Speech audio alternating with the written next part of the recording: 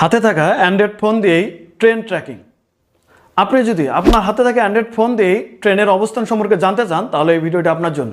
আমরা অনেক সময় দেখা যায় যে আমরা ট্রেনের টিকিট কেটে রেল স্টেশনে গিয়ে ঘন্টার পর ঘন্টা ট্রেনের অপেক্ষা থাকি, কিন্তু এই ভিডিওটি দেখার পরে আপনার আর অপেক্ষা নয়, আপনি খুব সহজেই ঘরে বসে জানতে পারবেন যে আপনার কাঙ্ক্ষিত ট্রেনটি কোথায় আছে এবং আপনার রেল স্টেশনে আসতে ট্রেনটির কতক্ষণ সময় লাগবে। তো কথা না বেরিয়ে চলে যাব মূল ভিডিওতে। আর মূল ভিডিওতে যাওয়ার পূর্বে আপনাদের কাছে একটা রিকোয়েস্ট, যদি এখনও পর্যন্ত আমাদের এই চ্যানেলটি সাবস্ক্রাইব করে না থাকেন তাহলে প্লিজ আমাদের চ্যানেলটি সাবস্ক্রাইব করে দেবেন। আর যদি এই ভিডিওটি ফেসবুক থেকে দেখে থাকেন তাহলে আমাদের পেজটি ফলো করে দিয়ে আমাদের সাথেই থাকবে। ওয়েলকাম ব্যাক প্রিয় ভিউয়ার্স। যে কোনো ট্রেন ট্র্যাক করার জন্য একটি অ্যাপসের প্রয়োজন হবে, যেটি আমরা প্লে স্টোর থেকে ডাউনলোড করব। তো অবশ্যই আপনারা প্লে স্টোর থেকে এই অ্যাপসটি ডাউনলোড করে নেবেন। একদম ছোট একটি অ্যাপস। আমরা এখন চলে যাব প্লে স্টোরে। প্লে স্টোরে গিয়ে সার্চ বক্সে লিখে দেব BR এক্সপ্লোরিয়ার, BREXPLORER। তো শুধুমাত্র এই লেখাটুকু লিখে সার্চ করে দিলেই আপনাদের মাঝে কিন্তু এরকম একটা অ্যাপ চলে আসবে। সো এই অ্যাপসটি আপনারা নির্দ্বিধায় ইনস্টল করে নেবেন। আমি আপাতত ইনস্টল করে নিচ্ছি। তো অ্যাপসটি ইনস্টল হওয়া শেষ হয়ে গেলে আমরা সিম্পলিভাবে ওপেনে ক্লিক করে দিয়ে এই অ্যাপসটি ওপেন করে নেব। ওপেন করার পরে আপনাদের কিছু লেখা আসতে পারে, আপনারা একটু ওয়েট করবেন। কোনো ক্লিক করার প্রয়োজন নেই, লেখাগুলো সরে যাবে। লেখাগুলো চলে যাওয়ার পরে ওয়েলকাম টু BR এক্সপ্লোরিয়ার এই অপশনটি চলে আসতে পারে। আপনারা ক্লোজে ক্লিক করে এই যে পেজটি আছে এটি সরিয়ে নেবেন। সরার পরে আমাদের মেইন যে পেজটি, সেই পেজটি চলে আসবে। আপনারা উপরে দেখতে পাচ্ছেন যে মোবাইল নাম্বার, পাসওয়ার্ড এবং remember me, sign in, forget the password এবং নিচে কিন্তু new user sign up now. যেহেতু আমরা নিউ মানে ফার্স্ট টাইমে এই অ্যাপসটি ওপেন করতেছি, তো আমি ফার্স্ট টাইমে ফোন নাম্বার দিয়ে দিচ্ছি আমার যে সচল ফোন নাম্বার। আপনারা অবশ্যই সচল একটি ফোন নাম্বার দিয়ে দেবেন। তো আমি আমার ফোন নাম্বারটি দিয়ে দিচ্ছি। তো ফোন নাম্বার দেওয়া শেষ হয়ে গেলে আমরা ইমেল নাম্বার দিয়ে দেব। আমার যে সচল ইমেল নাম্বারটি আছে সেই ইমেল নাম্বার দিয়ে দেবো। আপনারাও আপনাদের সঠিক একটা ইমেল নাম্বার এখানে বসিয়ে দিবেন। তো ইমেল নাম্বার দেওয়া শেষ হয়ে গেলে আমরা পাসওয়ার্ড দিয়ে দেবো। এখানে পাসওয়ার্ডের কোনো লিমিট নেই, আপনি যে কোনো পাসওয়ার্ড দিতে পারেন আপনার মন মতো। আমি আমার মন মতো পাসওয়ার্ড দিয়ে দিচ্ছি। তবে অবশ্যই মনে রাখবেন, প্রথম যে পাসওয়ার্ডটা দিবেন অবশ্যই সেই সেম পাসওয়ার্ডটি কিন্তু কনফার্ম পাসওয়ার্ডে আপনাকে দিয়ে দিতে হবে। তো আমি আমার মতো করে পাসওয়ার্ড দিয়ে নিচ্ছি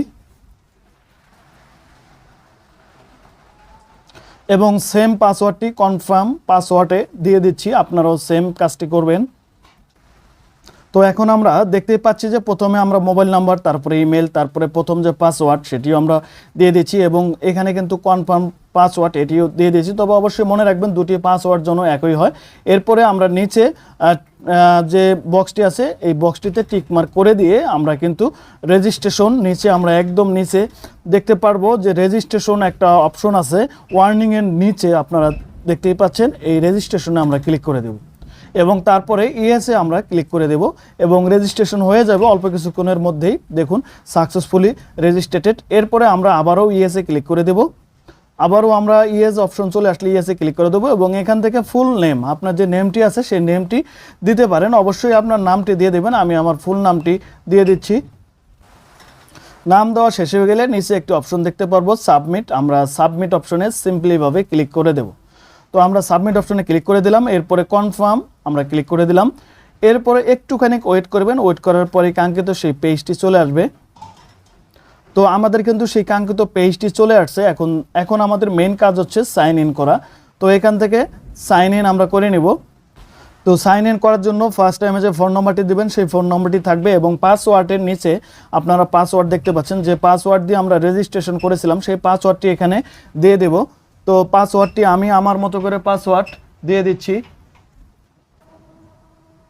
পাসওয়ার্ড দেওয়া শেষ হয়ে গেলে সাইন ইনে ক্লিক করে দেবো এবং পরবর্তীতে আপনার যে ফোন নাম্বার এবং ইমেল দিয়েছিলেন সেই ইমেল এবং ফোন নাম্বারে 4 সংখ্যার একটি কোড চলে যাবে। সেই কোডটি নিয়ে কিন্তু এখানে বসিয়ে দিয়ে তারপরে কনফার্মে ক্লিক করে দিতে হবে। তো আমার কিন্তু কোডটি আমার মেসেজ অপশনে চলে আসছে, আমি সেখান থেকে কোডটি নিয়ে এখানে বসিয়ে দেব। তো আপনারা দেখতেই পাচ্ছেন আমার কোডটি হচ্ছে 1116। আমি এখন এই কোডটি কিন্তু আমার যে অপশনটি আছে সেই অপশনটিতে বসিয়ে দিয়ে কনফার্মে ক্লিক করে দেব। তো কনফার্মে ক্লিক করার পরে আমাদের মাঝে কিন্তু বিশাল আকারে একটা পেজ চলে আসবে। এখানে অনেক কিছুই আছে এই অ্যাপস, এখানে কিন্তু অনেক কিছুই আছে এই অ্যাপসটার ভিতরে, আপনারা দেখতেই পাচ্ছেন। আমরা সবগুলোর কাজ করব না, আমরা শুধুমাত্র ট্রেন যে অপশনটি আছে প্রথমে এবং পরবর্তীতে যে সার্চ অপশনটি আছে সেই দুটি অপশনে কাজ করবে এবং পরবর্তী অপশনগুলো আপনারা নিজেরাই দেখতে পারবেন এবং আপনারা যদি কমেন্টসে বলে দেন তাহলে পরবর্তীতে আমি বাকি অপশনগুলো নিয়েও কাজ করব। তো ফার্স্ট টাইমে আমরা দেখতে পাচ্ছি ট্রেন, আমরা ট্রেনে ক্লিক করে দেব। ট্রেনে ক্লিক করার পরে অটোমেটিক্যালিভাবে কিছু ট্রেন এবং জায়গার নাম এখানে থাকবে, যে ট্রেন এবং জায়গার নামগুলোতে ক্লিক করে দিলে আপনারা সেই ট্রেনের লোকেট সম্পর্কে জানতে পারবেন বা সেই ট্রেন সম্পর্কে বিস্তারিত জানতে পারবেন। তো আপনাদেরকে আমি হাতে কলমে দেখিয়ে দেবো কিভাবে আমরা কাঙ্ক্ষিত ট্রেনের লোকেশন জানবো। তো কাঙ্ক্ষিত ট্রেনের লোকেশন আমরা এই অপশন থেকে জানতে পারবো না, সার্চ অপশনে গিয়ে আমাদের সেই অপশনটি জানতে হবে। তো অবশ্যই আমি সেটিও আপনাদেরকে দেখাবো।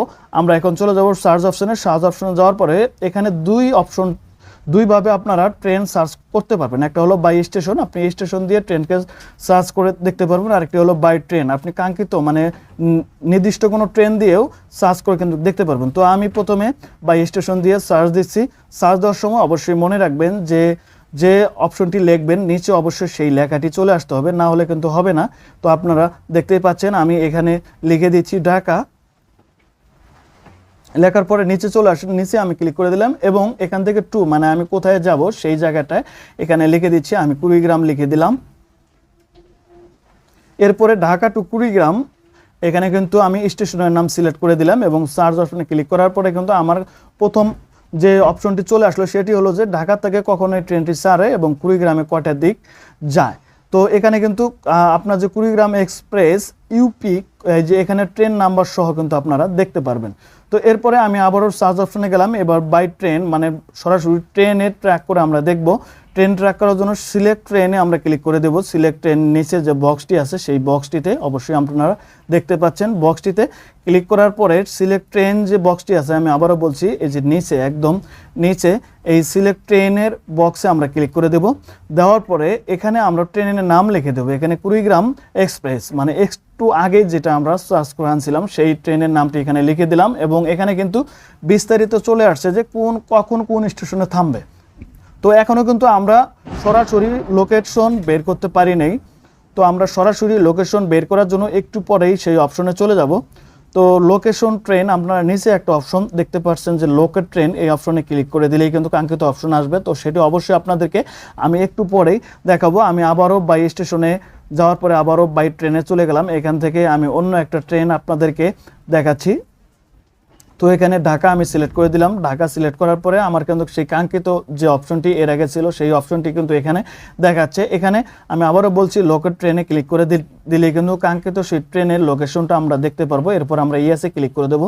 ইয়েসে ক্লিক করার পরে আমাদের সেই কাঙ্ক্ষিত লোকেশনটা চলে আসবে। দুঃখিত, এই ট্রেনটি বর্তমানে আপনার রানিং না থাকায় কিন্তু আমাদের লোকেশন দেখাচ্ছে না। আমরা আবারও সার্চ করব। সার্চ করার পরে আমরা আবারও এখানে আমাদের যে কাঙ্ক্ষিত ট্রেনটি ছিল সেই ট্রেনটি আমরা এখানে সিলেক্ট করে নেব।